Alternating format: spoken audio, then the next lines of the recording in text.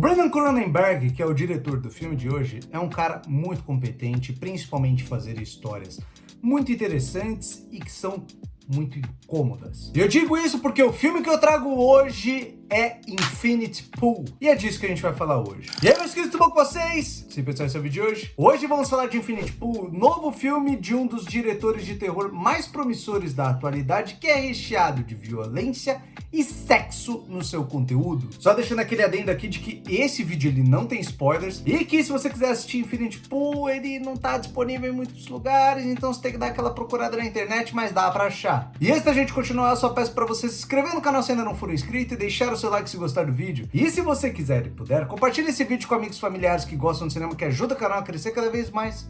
E porque eu garanto que vão gostar do conteúdo. No mais é isso, bora pra sinopse! James e Anne são um casal que resolvem passar suas férias num país chamado Latouca. Lá, James conhece um outro casal composto por Gabi e Alban, com quem rapidamente fazem uma amizade. No entanto, em meio às férias, os casais acabam por se envolver em uma situação comprometedora e que o preço para sair dela pode ser a sua humanidade. Infinity Pool foi escrito e dirigido por Brandon Cronenberg, que é filho do lendário diretor David Cronenberg, de Scanners, Videodrome, A Mosca e muitos outros filmes que sabem explorar a bizarrice, o horror, o body horror e por aí vai. E eu lembro do ano de 2012, quando eu tava ouvindo demais sobre um filme que era o filme Antiviral. E estavam falando muito desse filme justamente porque ele era a estreia de um novo diretor e era justamente o diretor que era filho do David Cronenberg. E assim foi, Antiviral veio, Brandon Cronenberg teve sua estreia no cinema e Antiviral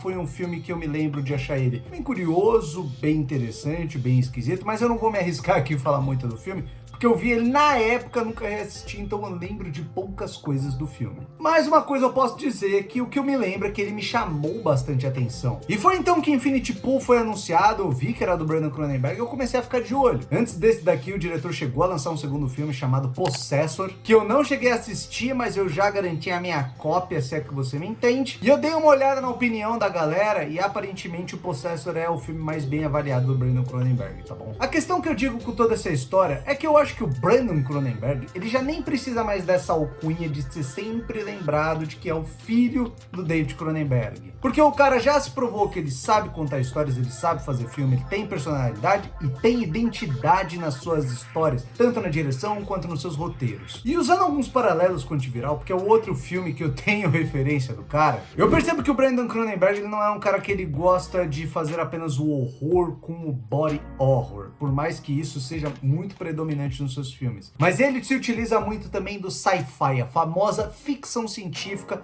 dentro dos seus roteiros. Mas ele faz isso de uma forma muito sucinta. É algo que é meio que um detalhe na história. Faz toda a diferença, obviamente, mas é meio que algo ali, quase palpável, mas que ao mesmo tempo é tratado com tanta sutileza que você quase se esquece que tá no filme. Mas isso tudo tem aqui o horror, o sci-fi, o body horror, mas principalmente Infinity Pool acaba se tornando um thriller que acaba descambando, às vezes um pouco até mais para um thriller psicológico. E é óbvio que, como não pode faltar, aqui a gente também tem aquilo que todo filme hoje em dia parece precisar colocar nos seus filmes, que são críticas sociais foda. E eu acho que é justamente aí que ele me perde um pouco, mas calma que eu já chego lá. Isso porque pra mim o filme ele é todo bem redondinho e bem fluido, principalmente. Ele até tem alguns furinhos, algumas lacunas na sua história, mas que eu acho que não estragam em nada o filme. No máximo eu acho que são furinhos que deixam um pouco mais de curiosidade pro espectador, de querer entender mais uma coisa, ou de querer saber mais por que aconteceu X ou Y e por aí vai. Mas de resto eu gosto muito do andamento da história e do que ele vai falando sobre. Porque o filme começa, ele vai te dando algumas pitadas de detalhes que são importantes para o andamento da trama. Como mostrar a vida e casamento pacatos que o casal protagonista tem, como o protagonista ele se sente uma pessoa menor e até fracassada, já que ele é um escritor que não obteve sucesso e quem sustenta a casa na real é a sua esposa. Ele vai dando todos esses detalhes, ele vai traçando ali um laço entre o James e o casal que ele conhece, aquele casal que eu falei na sinopse, mas principalmente a esposa, a Gabi. E com isso ele vai traçando todo um thriller que vai descambando, como eu falei, para um thriller psicológico. Porque meio que no fim das contas, o que ele quer falar aqui no filme é sobre a perda da humanidade do nosso protagonista aqui. E essa perda sendo possível de acontecer de diversas formas, mas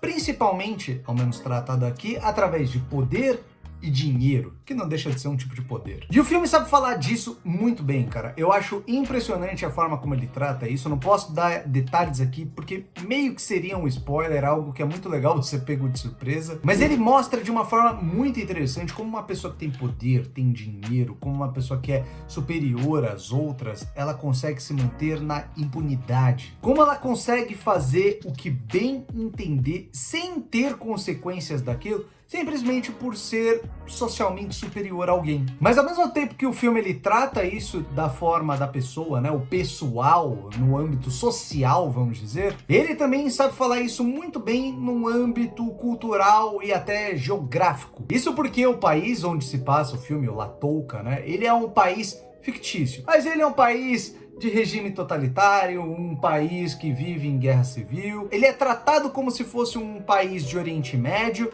com uma geografia, né, um cenário de um país meio do Mediterrâneo, cheio de montanhas, cheio de praias paradisíacas e coisa do tipo. Mas ele mostra que mesmo um país de regime totalitário, que vive do turismo, ok, mas dentro do seu país você tem várias regras, um regime mega rígido. Como países assim abrem as pernas e abdicam muitas vezes dos seus princípios em prol de outros princípios, se é que você me entende. E eu gosto disso, eu gosto como o Brandon, ele conta toda essa sua história. Você tem takes incríveis e que ajudam muito no desconforto do filme. O longa já começa com vários takes que ficam rodopiando em tela e dão uma vertigem. Você tem umas 3 sequências no filme em que acontecem uns lances meio psicodélicos que pode dar uma dor de cabeça em muita gente e por aí vai. No entanto, por mais que essa crítica, toda essa história que ele tá me contando, eu goste dela, eu acho que ela é interessante, eu acho que ela até é bem contada, eu acho que o filme ele se estende demais ali, perde força no seu terceiro ato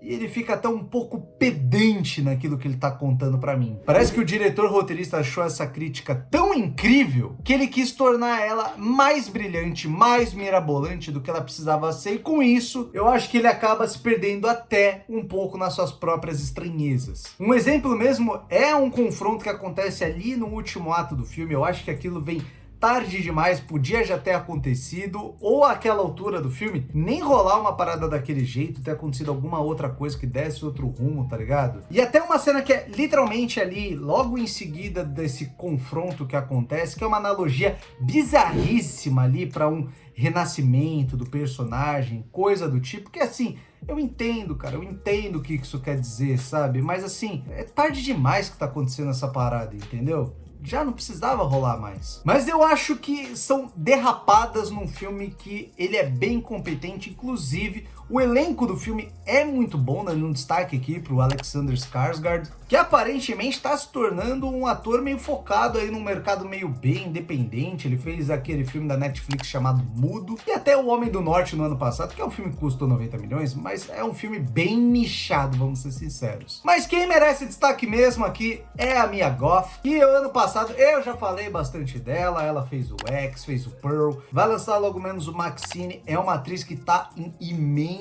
destaque, aliás. Oscar vacilou aí não indicando essa mina pelo Pearl, mas eu sempre falei que ela não seria indicada, né? E assim, é uma mina que é talentosa demais, ela sabe atuar muito bem, e eu acho muito interessante que ela tem muitas vertentes dentro da atuação dela. Aqui mesmo, ao mesmo tempo que ela consegue te amedrontar, porque ela te dá medo em alguns momentos, ela tem um quê de conseguir ser muito sexy também na atuação dela, na personagem dela. E tudo isso eu acho que vem com esse quê meio de esquisito. Ela é uma atriz que tem umas feições, uma fisicalidade meio exótica, ela tem aquele sorrisão, ela tem esse detalhe de quase não ter sobrancelha, que é um detalhe que causa estranhamento quando a gente olha. Mas assim, cara, ela é muito boa atriz, velho, é impressionante. A única coisa que pra mim é dar uma derrapada aqui com relação à atuação dela, que eu acho que mais pro final do filme ela fica um pouco escandalosa demais pro meu gosto, tá ligado? Não é algo que estraga nem que é culpa dela. É culpa de direção e de roteiro. Infinity Pool é um filme que depois que eu ouvi falar, e eu ouvi falar muito dele, eu fiquei bem curioso pra assistir. Eu gosto do Brandon Cronenberg e eu acho que ele faz um excelente trabalho aqui. Eu não assisti o Possessor, né, o seu segundo filme, o filme intermediário da sua carreira até o momento. Mas utilizando de referência o Antiviral, que foi o seu primeiro filme, e esse que é só o terceiro,